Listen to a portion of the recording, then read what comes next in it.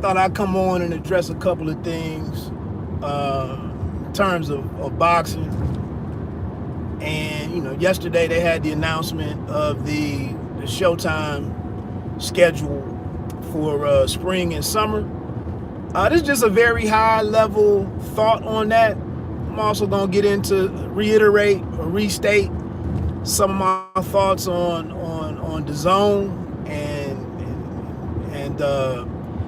kind of carry out a public conversation with a colleague in Rope-A-Dope Radio's Chris Carlson. We exchanged some text messages. He left some comments on the video defending Showtime boxing last year, and then kind of questioning me why I was loyal to the zone. Talking about value, and I will continue to talk about value. Value is subjective. Everybody is gonna have their own sense of value, and I'm comfortable with that. So very high level, because I listened to Chris's most recent podcast where he broke down the schedule in depth. I don't have any need to do that. I think it's a decent schedule. I don't think it's a very good schedule as Chris Carlson rated it. I would not rate it. I don't consider it a very good schedule. It may be a good schedule, all things considered, where we are right now in the sport and the state of. And Jamal was the one looking. He was the one that was down bad. Here's a guy getting up into his mid-30s, getting ready to approach his mid-30s, and he can't. There's nothing that can be done to get this dude a unification fight or get busy on a third division, a title in the third division. And I would point you. I see how I am with it. I don't have no problem telling you to go listen to Rope-A-Dope Radio if you would like a comprehensive look at the schedule and his breakdown of everything that transpired, why it got to why it came out as it is. They were working up to the last minute to try to secure Jaime Munguia as an opponent for Jamal Charlo. Different things happened. That's not my I don't work for a promoter. I don't work for a network. I'm not out here. I really don't dig into all of those types of details because it's not my objective to come on and talk about and point fingers and assign blame and get to the end of all of these different situations. I've said it before. I think I know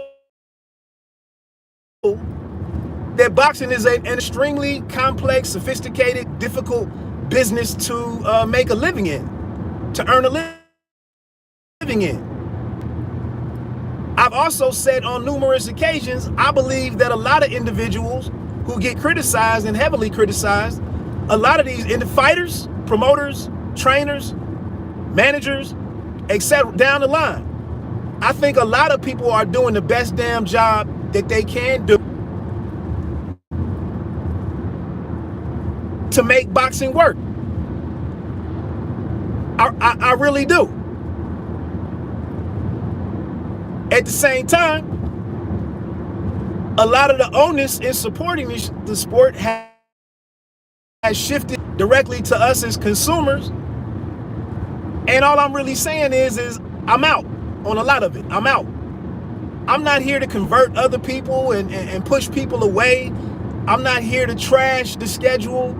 I listened to one brother, a really popular YouTube channel, does great numbers. I listened to him sit there and tell his people for 15 minutes how horrible it was, how it was so trash, how PBC this and he attacked everybody. That's what he chose to do with his time. I don't have that type of energy for it. I saw the schedule. The big thing for me I think the Charlo and Castaño fight, the card on Showtime, is excellent. I think that's a win for the fans. I believe that's the one with Butayev and Stanionis as the chief support, I think. And then you also get Brandon Lee on it. Damn, that might be Spence. But anyway, I like the Brandon Lee fight against Ochoa. That's supporting one of those. Again, I don't have the schedule right in front of me. I started to print it up before I left work. But yeah, I think that's the Charlo and Castaño card is probably the cornerstone of the schedule that they put out. Benavides and Lemieux, and then Charlo against Zaleski. Yeah, both of those guys were sitting with their hands tied, hoping to be picked for Canelo. I get it. Could they have the greatest contingency plan possible? That's probably hard to do. Hell, it's hard to get your plan A. It's probably unless you're Canelo, it's probably extremely difficult to have a great plan B and a great plan A and a solid plan B. It's probably not happening. So my question to myself when I saw Charlo's opponent, yeah, he's been inactive, but did it kind of make sense to maybe be a little bit more inactive and see if you could get a better opponent? Would that have hurt? Would that have hurt anything? Again, when I sit and look at Zaleski and his track record and the fact that he went, I wouldn't say life and death, but it was a bit of a nail biter with Zaleski and Gabriel Rosado several years ago, and now to turn around here and now you're facing a Jamal Charlo. I don't think that really I don't think that really helps Jamal's career out. I don't think it does anything for him. And like I said in a previous video, that's often what we get in boxing is, hey, look, we tried, but oh well. Keep paying us. Keep buying the pay-per-views. Keep paying the subscriptions. Just keep it up and trusting us, we're going to work this out. That's all the game gives us as consumers. Coming back to the whole thing where I was talking about value. And let me speak on Canelo, because Chris kind of pissed me off a little bit, because when I made another video talking about I really didn't think that Canelo Alvarez, while he may be the face of boxing and definitely the face of North American boxing, that's kind of nuanced to me. Because what I was talking about with value, not price. If any of those fights that Canelo did on DAZN, if any of those were pay-per-views, I wouldn't have bought any of them. I'm not going to buy Canelo and Dimitri Bivol. That ain't happening. And that's what I'm saying when he's not the face of boxing for me.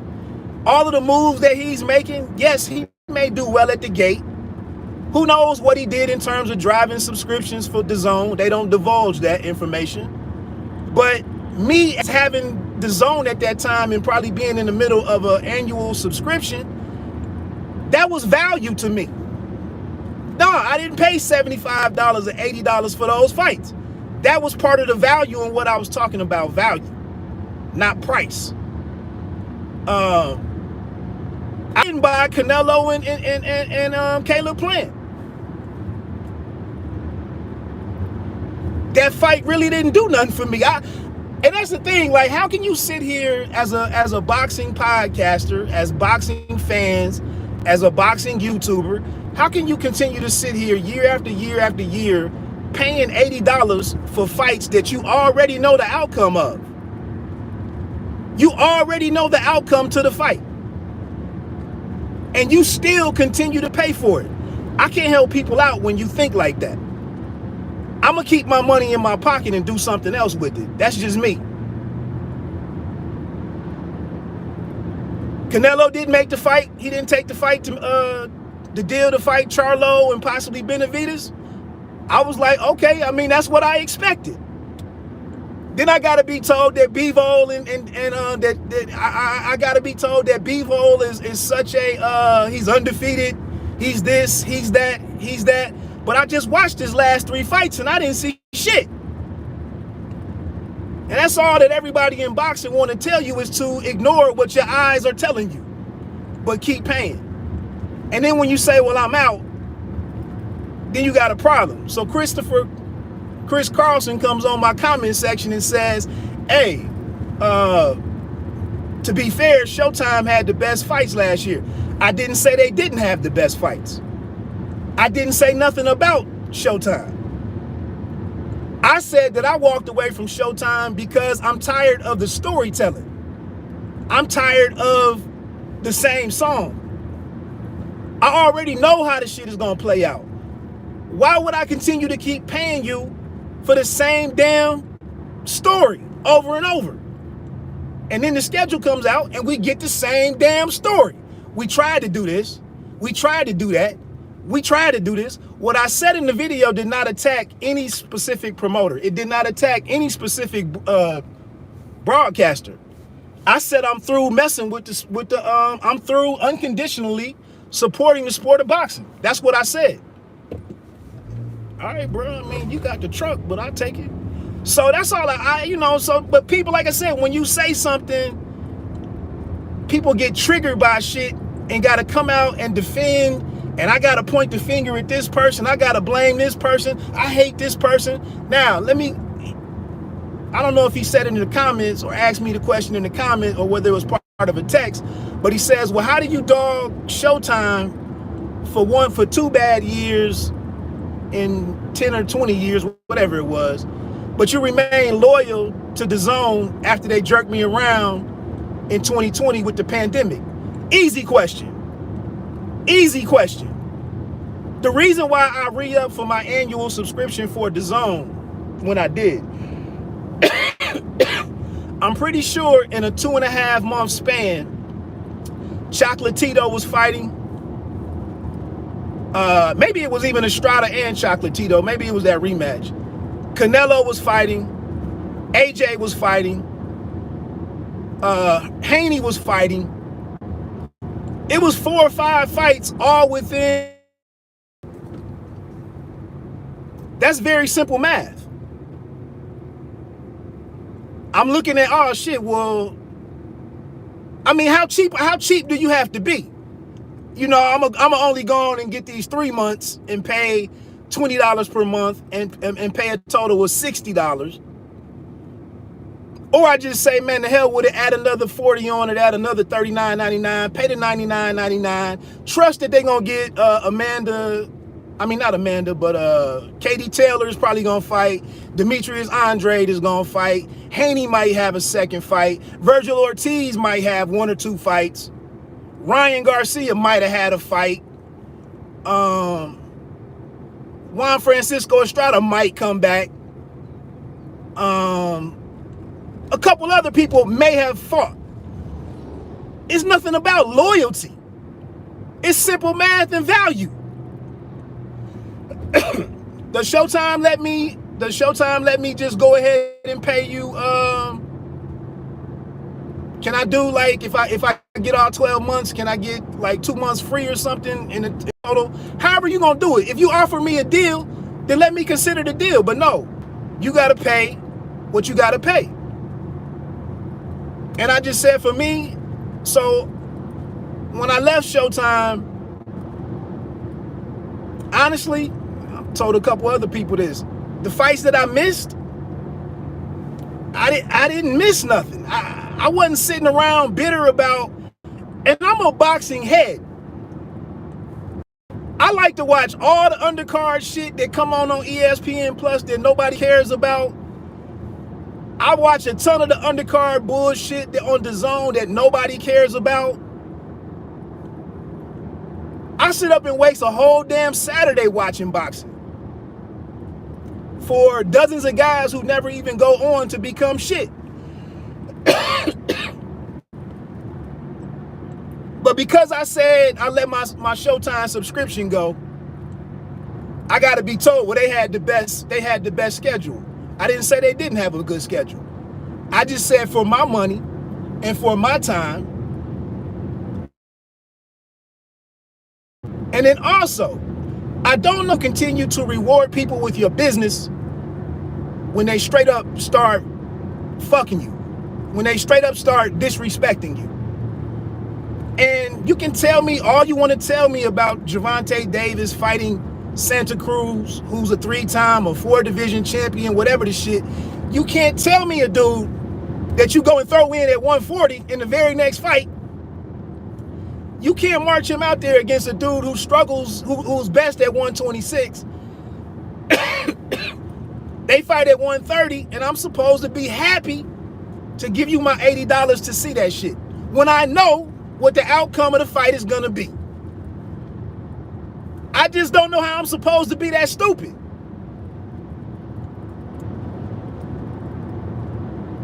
Then, like I just told you, they tell you the same story. What do? With the schedule announcement, they come right back with Gervonta Davis after we all was talking about Ryan Garcia and Haney and Lomachenko and all the shit that could happen. They come right back and tell you, no, we gonna give you that Rolly fight that we wanted to give you last time out. And then you, like the dumbass, you supposed to sit there and say, that's exactly what I wanted to see. Rolly Romero, who lost to Marinez, clearly lost to Marinez, who Richard Comey goes out and demolishes. Ignore that. Don't believe what you see or what you saw. Don't believe what your eyes saw. Then Rolly goes out and beats Sweden's boxing powerhouse, Sweden. I think he's from Sweden. Anthony Yigit. He goes out there in some street fighting looking clubbing bullshit, some back alley bullshit, and bullies him around and beats him. And you know what you get for a victory against Yigit? You get the BDB side against Floyd Mayweather's face of boxing. The one. Give me your $80, customer. I ain't got it. I ain't got it. I don't need to see Gervonta Davis and Rolly Romero. I don't. And maybe, maybe it's a good fight as far as maybe some bombs are thrown, but Romero can't box. And I'm sorry, y'all, the people that want to react to shit talking and trash talking and IG shit, that's not how I look at fights I want to see. I don't give a damn what you say from the fight being signed to fight night. That doesn't move me in any way.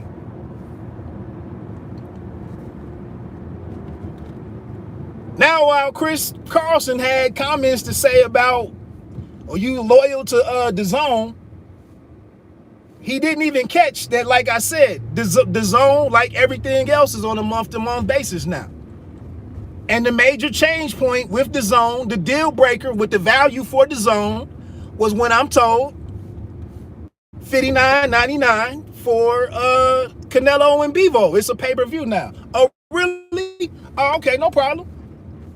Just go into my phone, go into my laptop, discontinue, unsubscribe. Real simple. Real simple. And you knew the jig was up. I mean, you knew, like I said, with value, you knew they weren't gonna keep letting you win like that. For the people that was taking advantage of the $99 for 12 months, you knew that you weren't gonna keep winning like that. You knew that the shit was unsustainable. Yeah, DAZN went out and signed a bunch of more women and tried to do and have created. Now they have three undisputed women's fights. Okay. We may have gotten AJ and Usyk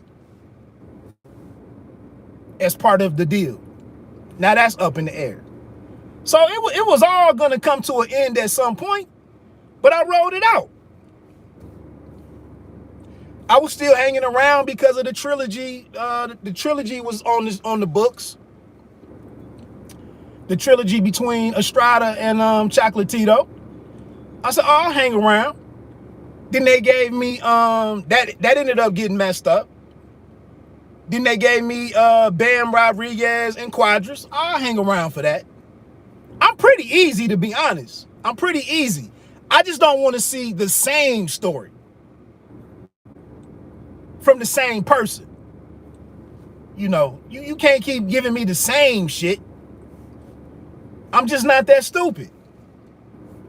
I'm not that easy. So, I said this before. Looking at the schedule, Fulton and Danny Roman,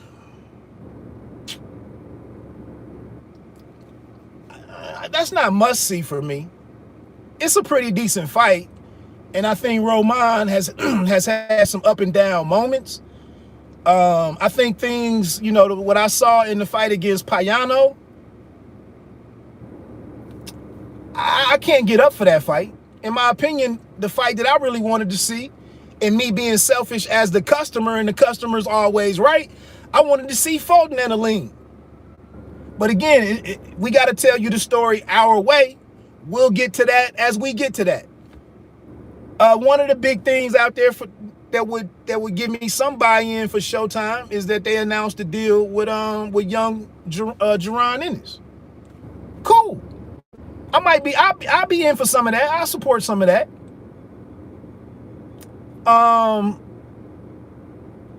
Again, Benavidez and Lemieux, you know, we've been watching Benavidez. Like, Benavidez been on the scene for what, 6 years now?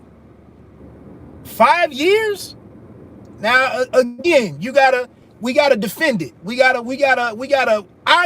gotta, not only do you have to be a fan to follow boxing, you are therefore or thereby obligated to come out here and defend all the bullshit. So I gotta sit here and understand the 2 times that David Benavidez was overweight. The fact that he lost his title because of the cocaine thing. So that's why he's not fighting who he's supposed to be fighting, because he didn't retain the title long enough for certain things, for the big things to happen. He got in his own way, and you as the fan, hey, keep paying. Keep paying. We gonna work it out. Just keep paying. And then the idiots out here, you just keep giving them your money for the same damn story. So then we had Romer and Gulo. Then we had the Ellis kid fights. What did them fights do for me? What is Lemieux? What is David Benavidez and Lemieux gonna do for me? David home run or strike out Lemieux, swing for the fence or strike out with the damn. Now he don't even go. He go down swinging. He goes down swinging. But what does that fight do for me? I can't remember if Caleb Plant and Darrell was on there. Caleb Plant, this dude been around for 5 years now, and you still fighting so-so fights? We's coming off being knocked out for the first time. Like I said, you always got to find the silver lining in this shit and sell it to yourself. I'm just not selling this shit to myself no more. I don't need to see Caleb Plant and Darrell. Caleb Plant didn't do shit before fighting Canelo Alvarez for years. I know, so maybe fighting boots was a mandatory, or either my man Truax was whatever. He was some leftover obligation or something. That fight was trash. Everybody knocked out Uzcategui, so that fight really, while it was big when it happened, and it meant something when it happened, that shit didn't hold up too well. But again, you as the consumer, hey, give us some time, give us a moment. You know, we gonna get it together. Just keep paying. Just let that auto subscription pay shit happen. What's the other fight? Now, The Magsayo and Vargas ain't a bad fight. Ain't a bad fight. Do I have to see that one? Not really. Not really. This is why I made the comment when I was talking about it a couple of weeks ago. It's not that I don't like Showtime. It's not that I do like DAZN. What it is that ESPN has what it has on its roster. And I'm cool paying my normal cable bill to watch what ESPN puts on. I ain't got to do nothing extra. I don't have multiple subscriptions coming out of my account. I just watch ESPN and I see what they show. And then the only reason that I have ESPN Plus is because I also have Hulu and Disney Plus. So I luck out on that one.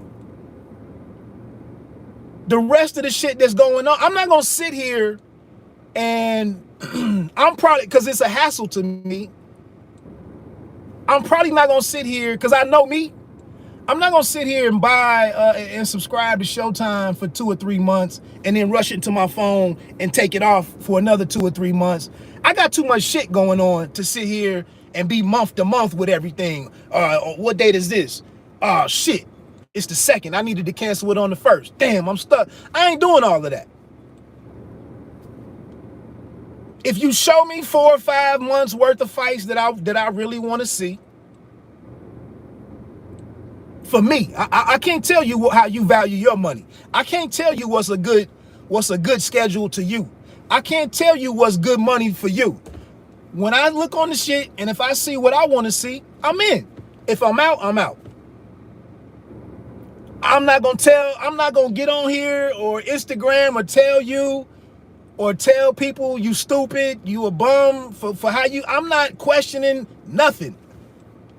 I'm just not paying for all of this shit. I said it yesterday. For the last couple of weeks, I've been asking about Pro Bellum.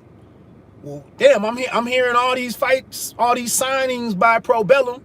So a couple of decent names, and you bring Ludabella aboard, and I listened to Schaefer talking about, we gonna look to make deals with everybody and do what makes sense and blah blah blah. Okay, bro, I'm waiting for how can I watch the fight? How can I see the fights?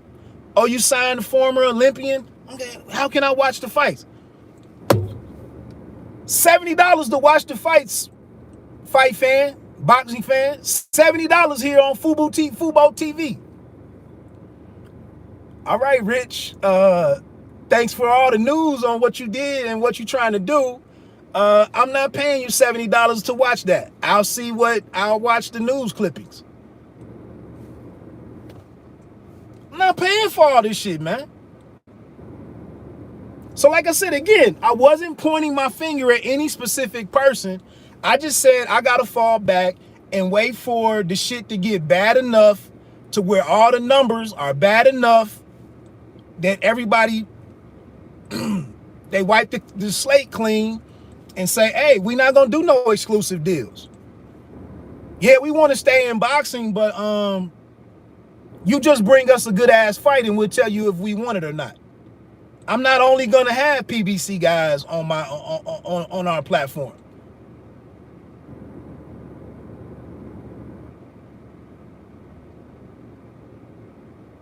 I saw some of that. I'm getting ready to get off here. To me, I don't even know how that's not a better situation for the promoters. For one, if you're a promoter and you're in an exclusive deal, and when you run out of in-house fights to make with fighters where you promote both fighters, and once you run through everybody, and then you're stuck here putting on shitty fights, that then your broadcast partner turns around and says, these numbers are trash. Like these numbers for these viewing numbers for these fights are embarrassing. Why do we have boxing as part of our portfolio? How do we offload this shit? Like, this shit has been underperforming for a year and a half. It seems better for me as a promoter where you really wouldn't want to have to deliver time and time and time and time again. You should be able to go out and you should be wanting to go out and be able to make the best fight that you can make and get the best money for it. And then if Showtime don't want to give you the best money for it, then you can see if Fox want to pay for it. If Fox doesn't want to pay for it, then when you can see if DAZN wants to pay for it, or you can see if Probella, whoever. But to sit here and get locked up in a deal, and then you run through all of your inventory, and then you sitting out here putting Escalade wheels on a damn Sentra, then what? Then all the people that hate you, then they go to write the articles and say how bad the shit was. Then you go put Javante Davis and Mario Barrios on for $80, and you sell or Crawford and Sean Porter, multiple time champions and undisputed champion and unified champion and all this shit. You put the shit on here for $69 and 50,000 people buy it. And it's like, man, this shit don't look right. That's all I'm saying. I'm waiting for everybody. I'm keeping my money to me until everybody learns clearly that this shit ain't working. And we got to do things differently. That's all I'm saying. Look at this weekend. This shit that Virgil Ortiz, rhabdomyolysis, something that was affecting his kidneys or something. I would assume, I don't play a doctor on YouTube. I've never read for any doctor parts, but I'm assuming that this is somebody who has to cut weight in a short period of time, and you've done something that's upset your system, and supposedly the disease can affect your kidneys. So now this card that we were gonna have on DAZN Saturday, now they got to find somebody to replace the main event. Let somebody face Mackinson, or pull the plug on the whole shit, or elevate Blair Cobbs and Alexis Roca to the main event, which we all know. We were only tuning in Saturday night for Virgil Ortiz. Then you get online, boxing fan, he ain't nothing wrong with him. They just didn't want to do the fight, or he couldn't make weight, all the bullshit. That's what I'm saying. A lot of boxing fans is really only in this shit to argue with other people. And you can argue about everything in boxing. Everything. The ring walks suck. The ring card girls suck. The official scorekeeper sucks. Why'd they have this fight in Vegas when they should have had it here? Why the hell are they having a fight in Miami? Why is the fight in Phoenix, Arizona? Why is the ring 22 feet instead of 24 feet? Why they got the same judge? You can complain about anything. Why they had a fight in Europe? Why is the fight in Glasgow? He stopped it too early. He stopped it too late. Oh, that cut wasn't shit. Anybody can just argue about anything. They contracted the fight at 154. It should have been at 160. He didn't let him pick the gloves. They came in and said he had to change his gloves and blah, blah, blah, blah, blah. So-and-so is weight drained. So-and-so is a weight bully. It's a million different arguments to have. The funny thing is, to me,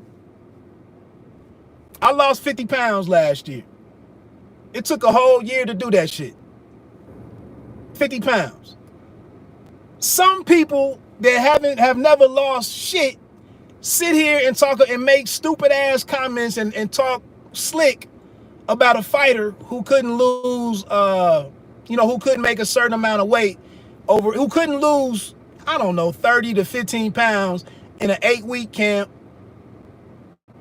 And at the same time, while you're trying to lose the weight, train, run miles, spar 2 and 3 dudes at one time. All the shit that you got to do to make a fight, and somebody on a cell phone who hasn't lost 10 pounds in 15 years is gonna sit here and make some greasy ass comments about a dude who didn't make weight. And that's boxing. Hey, I gotta get ready to go in here for this interview. I don't know if I'm gonna do it live at 4 o'clock though. I'm talking to unified 140-pound champion Kaylee Reese. She had a movie come out last month. Damn, what was the name of it? Catch the Fair One. So I'm gonna talk to her about the movie. She also has an undisputed fight coming up against Chantel Cameron. I don't know what the fight hasn't been scheduled at this point in time. I mainly want to talk to her about the movie. I think it's pretty dope that she helped write the movie, at least created the story, starred in the movie. So I want to talk to her about that entire process.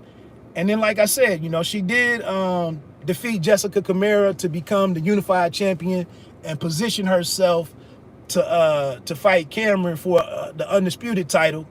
And, you know, see what's going on with that. But, you know, I like Kaylee Reese, man. I think she's a good interview. I like her spirit. I like the fact that, you know, things haven't always gone great for her in boxing, but she's persevered and moved on to do other things and find success in other areas. She's also speaking out for her people and whatnot in terms of her indigenous heritage. You know, she's Native American and Cape Verdean and whatnot. So she's been very vocal about the issues that they face. What's up, Jelly Bean? She's been very vocal about all of that. So I don't know if I'm gonna stream it live, because I'm also gonna put it on my audio only podcast, because she's that type of guest. We're not just talking sports. So I'm gonna put it on the audio podcast as well. So it just may not really do it any justice to do a live stream interview. That's just my thinking on it. So anyway, like I said, man, I don't really hate any you're not gonna find me out here really bashing any promoter, any specific promoter. You're not gonna find me out here bashing any network, really. I think most of these individuals are trying the best that they can possibly try with what they have to work with. That's how I see it. I can't say it any simpler than that. You know, if I don't buy a pay-per-view, which really I ain't buying none of them. There's only one pay-per-view that I buy, without question. Spence Crawford. That's the only one that I buy. Spence, you guys, if I don't get an invite to go watch it somewhere, I'm gonna probably hold off on my desire to see the fight, my limited desire to see the fight. I'm gonna probably because I really, you guys, good dude, great brother. He just not big time to me. And that's the bet on that fight for me. That's the wager that I'm making with buying that fight, is I'm betting on you guys to rise to the occasion and show me that he deserves to be there. That Pacquiao win, that really don't mean nothing. That don't really mean nothing to me, man. The Pacquiao fight was set up for Spence to annihilate that man, and the shit blew up in their face. And they call it passing the torch, but Spence and Pacquiao, it was just gonna be dope in name value alone. That's all. People like watching cats get fed to lions, and then to go make jokes about it and make memes about it and shit. That I didn't really see nothing in that fight, to be honest with you. And then for you guys to step in and beat the man. So what was... Let me get on off here, man. I gotta get ready for this call. I'll holler at you.